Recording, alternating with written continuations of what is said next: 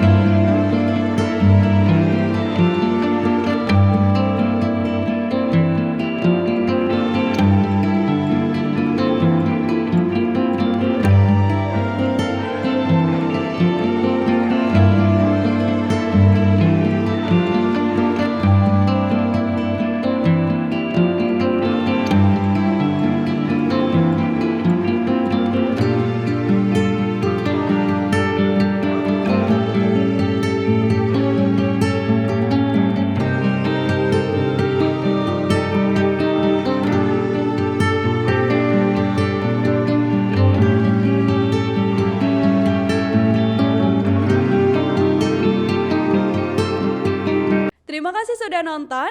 Jangan lupa like, subscribe, dan share ya.